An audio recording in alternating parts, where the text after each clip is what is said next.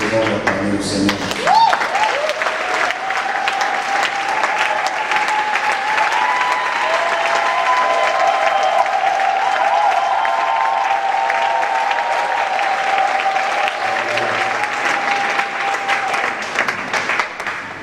Et la même voix du Seigneur Jésus. Seigneur Jésus, Ce temps est ton temps. ce temps est ton temps. Cette heure est ton heure. Cette heure est ton heure. Ce culte t'appartient. Ce culte t'appartient. C'est toi que je suis venu célébrer. C'est toi que je suis venu C'est célébrer. toi que je suis venu adorer. C'est toi que je suis venu adorer. Reçois ma louange. Reçois la louange. Reçois ma prière. Reçois ma prière. Reçois ma sincérité. Reçois ma sincérité. Ouvre les yeux de mon cœur Ouvre les yeux de mon cœur. et que je voie ta gloire. Et que je voie ta gloire. Je suis venu te louer. Exalter ton nom, t'adorer. Tu es vraiment tout moi. Et je lève mes mains vers toi, car tu es vraiment tout moi. Et je lève mes mains vers toi, mon Si tu veux lui voir, adorer, louer, glorifier le Seigneur, tu vas lever ta voix. Seigneur, je suis venu te louer. Dispose ton cœur afin de monter vers toi et afin de voir de l'amour. Est-ce que quelqu'un peut commencer à prier maintenant? Élève ta voix.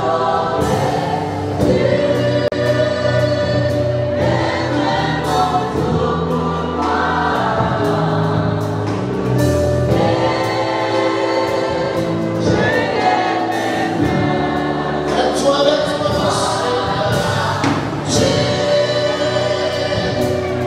vraiment tout moi. Et je lève vers toi,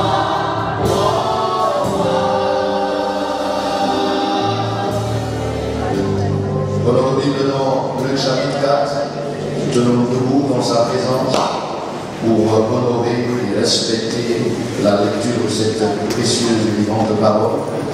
Luc, chapitre 4. Nous allons lire à partir du verset 16. Je prie ceux qui sont assis de bien vouloir se tenir debout pendant que nous lisons la parole de Dieu. Que tu sois malade, que tu es bébé, c'est en respectant la présence de Dieu qui te fera du bien. La Bible déclare: il se rendit à Nazareth où il avait été élevé, et selon sa coutume, il entra dans la synagogue le jour du sabbat, il se leva pour faire la lecture, et on lui remit le livre du prophète Ésaïe. L'ayant déroulé, il trouva l'endroit où il est écrit: l'Esprit du Seigneur est sur moi, parce qu'il m'a oint pour annoncer une bonne nouvelle aux pauvres. Il m'a envoyé pour guérir ceux qui ont le cœur brisé, pour proclamer aux captifs la délivrance et aux aveugles le recouvrement de la vue, pour envoyer libre les opprimés, pour publier une année de grâce du Seigneur. Quelqu'un dit Amen. Amen. De nous asseoir.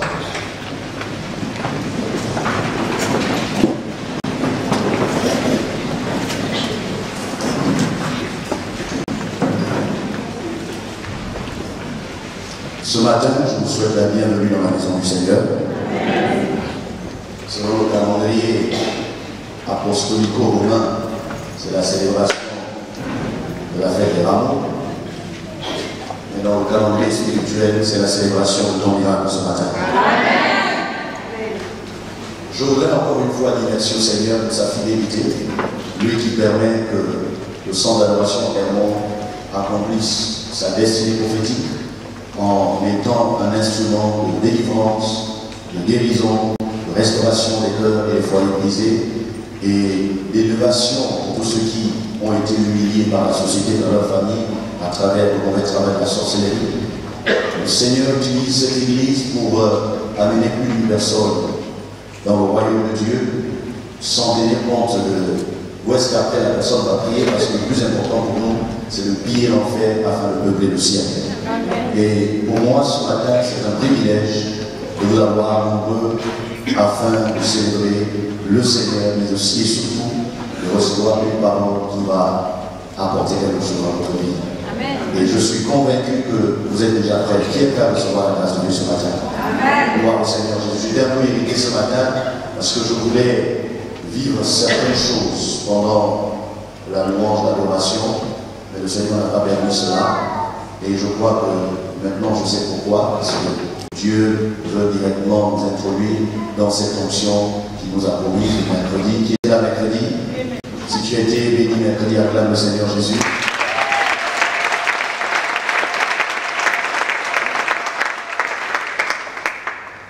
Il y a des gens qui ne comprennent pas que quand il faut acclamer le Seigneur, il faut le faire bien.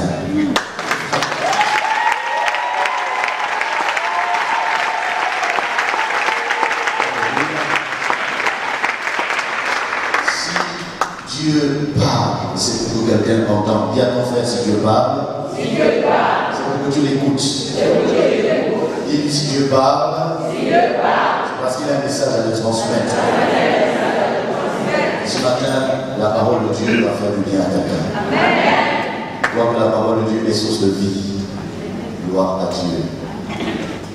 Bien-aimé, pendant que je méditais et que je préparais ce culte, le Seigneur a commencé à me parler des chaînes. Les chaînes du diable, les chaînes de l'enfer, les chaînes du royaume des ténèbres. Et la Bible nous dira, pour ce but, le Fils de l'homme apparu afin de détruire les œuvres du diable. Lorsque nous lisons la Bible dans Ésaïe 58, on nous parle du vrai et du faux jeu.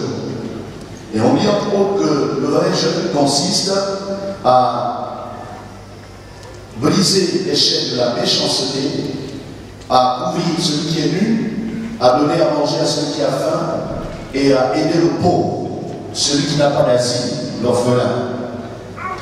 Et pendant que je méditais, je voulais comprendre qu'est-ce que le Seigneur me dit. J'ai donc commencé à lire le texte de Ésaïe 61, duquel est tiré Luc chapitre 4, versets 18 à 19, où Ésaïe prophétise en disant: l'Esprit du Seigneur l'Éternel est sur moi, parce qu'il m'a point. Quelqu'un dit parce qu'il m'a point. Je m'entends quelqu'un dit parce qu'il m'a point. J'ai compris que nous perdons les avantages de la présence de Dieu parce que nous ne savons pas la raison pour laquelle Dieu vient à nous. Dieu nous donne l'onction. Dieu nous donne la puissance. Dieu ne nous donne pas la puissance juste pour que nous puissions avoir la chair de poule. Dieu ne nous donne pas la puissance juste pour que nous puissions être émerveillés de chanter, d'adorer. Non, la puissance, l'onction, le pouvoir de Dieu n'ont qu'un seul but: briser les chaînes dans notre vie. Et en lisant Ésaïe 61, la Bible nous dit: il m'a oint pour guérir ceux qui ont le cœur brisé. Ça veut dire que si quelqu'un a le cœur brisé ce matin, il sera guéri au nom de Jésus. Si quelqu'un est triste ce matin, il aura la joie au nom de Jésus. Si quelqu'un était angoissé, il aura la paix au nom de Jésus. Dieu n'a pas entendu ton amen. Il m'a oint pour guérir ceux qui ont le cœur brisé. Il m'a oint pour briser, libérer les captifs et renvoyer les opprimés. Libérer les captifs et renvoyer les opprimés. La question à laquelle nous devons tenter de répondre ce matin est de savoir de quoi le Seigneur nous délivre-t-il. De quoi le Seigneur nous délivre, nous libère-t-il. S'il est venu libérer les captifs, quels sont les captifs? Qui sont les captifs? En quoi consiste la captivité?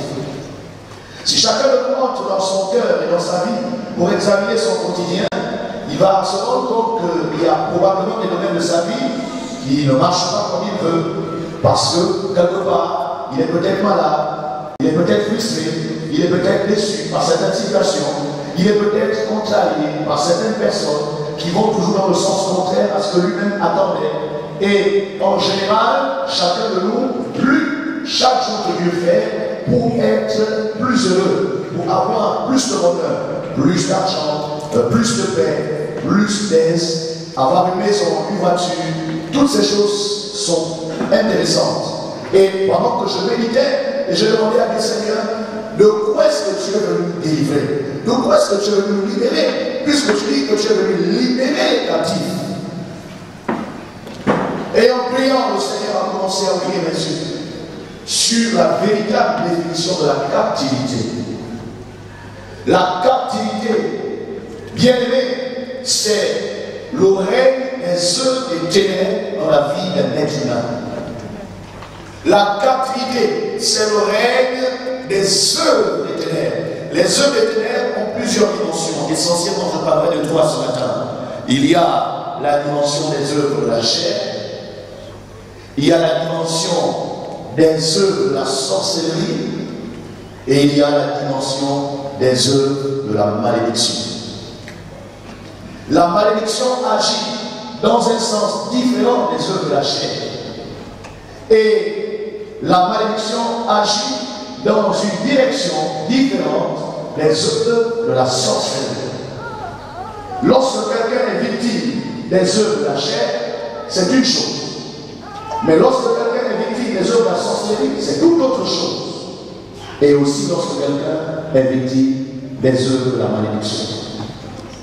Lorsque nous parlons de la malédiction, nous parlons d'une parole qui a été mal dite. Nous parlons d'une mauvaise parole qui a été prononcée. Nous parlons d'une mauvaise déclaration qui a été faite au sujet d'une personne, d'une circonstance. Une malédiction, c'est une parole méchante. C'est une parole négative qui a été libérée. Et donc, lorsque vous observez, vous allez vous rendre compte que la plupart d'entre nous, soit nous-mêmes, nous avons été victimes d'une mauvaise parole de papa, de maman ou d'un aîné, ou alors l'enseignant, le proviseur ou le chef a souvent déclaré des très méchantes paroles sur nous.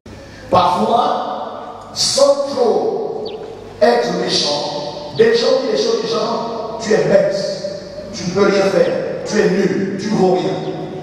Mais toutes ces paroles véhiculent la malédiction. Qui a dit Amen. Et si ces paroles véhiculent la malédiction et que Christ est venu nous libérer de la captivité de la malédiction, ça veut dire qu'à la place des mauvaises paroles, une autre bonne parole doit être prononcée au nom de Jésus. Et quand vous venez à l'église, vous venez pour entendre un autre programme, un autre message différent de celui que vous avez entendu de lundi à samedi.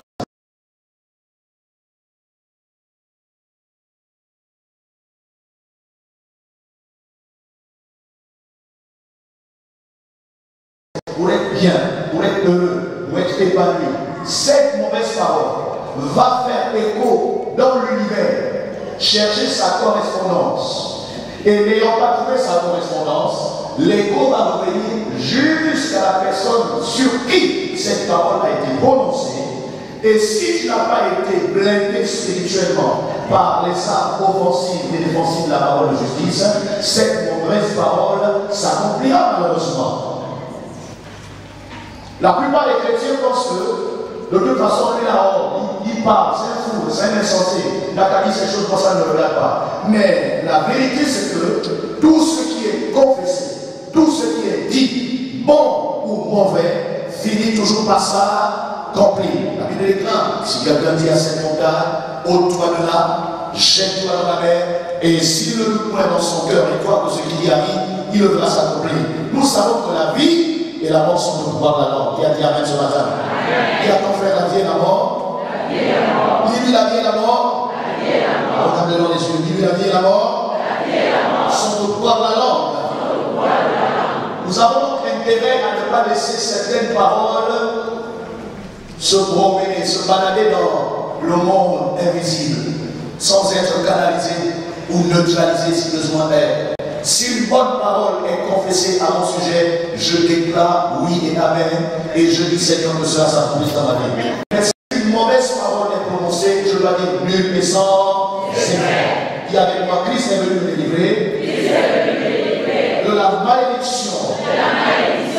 Et la Bible nous dit justement dans Galates 3:13, Christ nous a racheté de la malédiction de la mort, de la malédiction de la mort, de la loi autour de moi, car il est écrit, maudit et quiconque est pendu au bois, afin que la bénédiction d'Abraham s'accomplisse pour toi et moi en Jésus-Christ. Ça veut dire quoi? Ça veut dire que lorsque Christ est mort, sa pensée, son objectif était de te sortir de la malédiction attachée à toutes les mauvaises paroles que Adam et ses descendants ont prononcées sur toi. De telle sorte que quand tu nais dans ce monde, que tu aies fait le mal ou le bien, tu es déjà maudit. Que tu aies fait quelque chose de mal ou de pas bien, tu es déjà maudit. Et Christ est venu briser cette malédiction. Est-ce que quelqu'un veut voir la fin de la malédiction dans sa vie?